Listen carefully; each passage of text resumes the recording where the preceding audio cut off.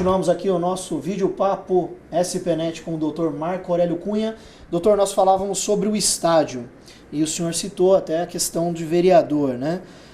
Eu não estou achando aqui quem que perguntou, mas houve um SPNauta que ele perguntou se o senhor pretende, não como São Paulino, mas como vereador, ficar de olho no estádio do Corinthians ou qualquer outro estádio que seja, do Palmeiras, com a questão da verba pública, porque o projeto de São Paulo era 100% capital privado, investimento privado.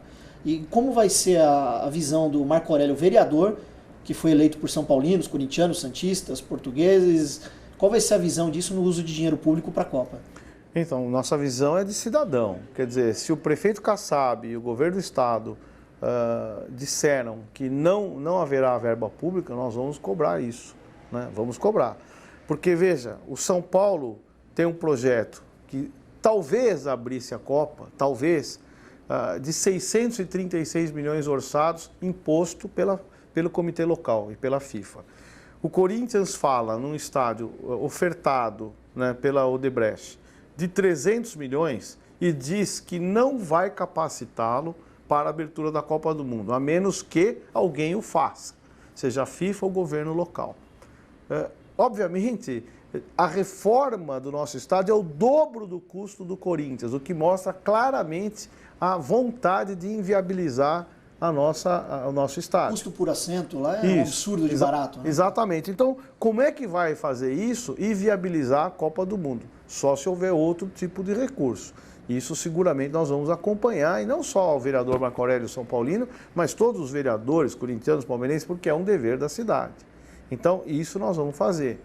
Eu volto a repetir que eu quero e desejo que o Corinthians tenha um excelente estádio, porque é importante para o futebol, é importante ter cada um o seu local, viabilizar suas receitas, engrandece o futebol. Agora, não da forma como está sendo feito, de querer criar uma situação de favorecimento. Para nós importa que lá Itaquera se desenvolva e que, obviamente, o Morumbi e o seu entorno se desenvolvam também. E me preocupa muito a questão ambiental próxima da Arena Palestra, porque o impacto ali causado pelo Shopping Bourbon e pelo Estádio Novo do Palmeiras é muito grande, mas eu também vou trabalhar, e o presidente Beluso, inclusive, já me ligou para que a gente quebre todos os problemas que possam ocorrer e traga soluções para os seus problemas, para que também a Arena Palestra se viabilize. Legal saber isso, porque como cidadão, acho que todo paulistano, a gente sabe que tem muito mais lugares e setores onde se investir dinheiro público, muita coisa a ser melhorada na cidade do que com o futebol, né? Não há dúvida. Legal, doutor. Uma pergunta aqui do Éder Campos Sala e do Miller Simão da Silva, de São Paulo, e de outros aqui. Doutor, quando vai ter um basta em tudo isso que está acontecendo? Parece que está o São Paulo contra todos, ou melhor, todos contra o São Paulo. É briga com a Federação Paulista, é a CBF, é o caso do Morumbi na Copa, são as taças das bolinhas, a imprensa sempre que pode cutuca, os nossos rivais não têm o menor respeito por nós na imprensa, ofendem os dirigentes do São Paulo, ofendem os torcedores do São Paulo. O São Paulo vai fazer alguma coisa? Vai chegar uma hora que vai ter um basta isso?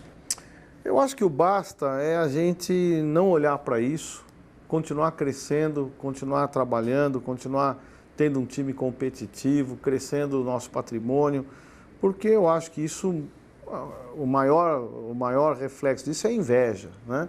São Paulo é invejado e felizmente copiado. Eu digo felizmente porque cria-se também outras estruturas de poder e consolidadas, né? E o futebol precisa de todo mundo muito forte. Eu procuro não ouvir, não sofrer, peço a vocês que não queiram reportar a violência, nada disso, porque não resolve. Nós temos que nos impor pelo nosso estilo, pela nossa capacidade, pela nossa competência de realizações. Então, a briga com a federação, aos poucos, eu acho que nós temos que retomar um diálogo para não ficar uma coisa aí judaica e árabe, né? Não é isso, esse não é o caminho. O caminho é um consenso, por mais que não haja amizade, que haja respeito e reciprocidade em ações. Isso nós temos que fazer com o CBF e também com a Federação Paulista de Futebol. Com os outros clubes eu prego sempre o entendimento. No Soberano, eu estava lá com o senhor na segunda-feira na pré-estreia, tive o privilégio de ser convidado. Numa das cenas lá, acho que dos brasileiros, sempre aparecendo o Ricardo Teixeira lá, sorridente, entregando as taças. No passado, até bem recente, ele tinha um relacionamento com São Paulo, não? Eu acho que teve, mas à medida que o São Paulo foi se impondo e essa questão da Copa do Mundo e os poderes do futebol foram sendo loteados, divididos e próximos a todos os seus comandos, né? Quando surgiu uma liderança nova, ela procurava ser apagada. O São Paulo é uma liderança, sempre foi uma liderança. Então, o São Paulo busca melhores patrocínios, melhor negociação com a TV, independência política. E, às vezes, esses poderes não querem que você se ressalte, que você se expresse. Isso acontece em qualquer lugar, até no São Paulo acontece isso. Então, você tem que ter realmente muito cuidado para não permitir que você seja engolido por essa ação dominadora, né? O São Paulo fez isso. Eu defendo profundamente o presidente Juvenal em seus litígios, porque era ser firme e sobreviver mesmo a esse número de ataques, ou ser submisso e empregado desse serviço futebol e nunca mais ter voz, nunca mais ter direito e ter que assinar qualquer papel sem ler. Esse não é o nosso... Nesse aspecto, acho que a torcida fica feliz, né? De não ter um clube, um presidente que se submete a sujeiras ou conchavos ou coisas que vão contra... Nós pagamos bem, um preço caro. Está sendo caro. Mas eu prefiro assim. A gente é mais respeitado assim do que se a gente andar aí com coleira. E muita gente pergunta aqui também, uma coisa que já é meio clássica também, por que o presidente do nosso maior rival vai aos programas de televisão e fala mais do nosso time do que do dele? E eu pergunto isso ao senhor porque o senhor é tido aqui como um dos poucos que vai lá dar cara para debater e para poder defender o São Paulo. Eu tenho me ausentado um pouco, até propositalmente, um pouco para respeitar o meu mandato de vereador e não ficar me banalizando, e outro porque eu preciso ir nos momentos adequados, né? Há quem diga que eu só vou em vitória, não é verdade. Cada derrota eu estava sempre na Gazeta, quando perdemos campeonatos, quando perdemos a Libertadores. O Davi Lima aqui de Interlagos disse que o senhor só vai na boa. É mentira. O Davi não assiste, porque quando o São Paulo perdeu a Libertadores para o Inter de Porto Alegre, numa quarta-feira, na sexta eu estava no programa do Milton Neves falando sobre a derrota. É que quando perde você não assiste, você só assiste quando ganha. Por que só o senhor vai? Porque eu tenho talvez a maior intimidade com a imprensa, por 30 anos de serviço, eles me respeitam, gostam de mim, eu não tenho medo de responder a nenhuma pergunta, acho que eu penso com alguma rapidez pelo conhecimento adquirido, então não me engasgo muito. E eu acho que isso me aproxima muito do torcedor do São Paulo, que é o que eu sempre quis fazer. O senhor acha que a imprensa é tendenciosa, no geral?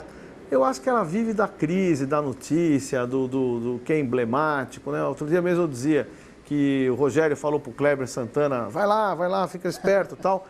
Pô, isso já é uma intromissão. Essa ação instantânea da imprensa, de fazer na hora que tem que fazer, depois some tudo, é que dá impunidade, que faz o político dizer, depois todo mundo esquece. E o futebol é assim também. Você toma de 3, acabou o São Paulo. Aí ganha, voltou o São Paulo. Não tem coerência. Campeão voltou. Não tem coerência nenhuma.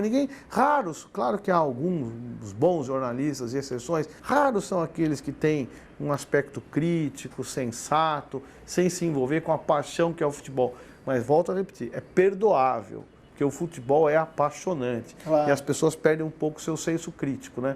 Por isso que o dirigente não pode perder, mesmo na grande vitória ou na pior das derrotas. Tem que ter aquele momento de análise, falar, peraí, agora eu não vou ter sentimento, agora eu vou pensar racionalmente, que é raro nos dirigentes de futebol.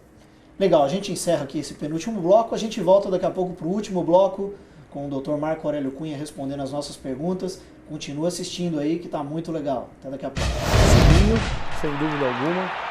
Eu não trabalhei pessoalmente com o Tele Santana, então eu deixo de lado na minha análise, né? Luxemburgo, sem dúvida, é um grande treinador, foi um grande treinador. Muricy, para mim,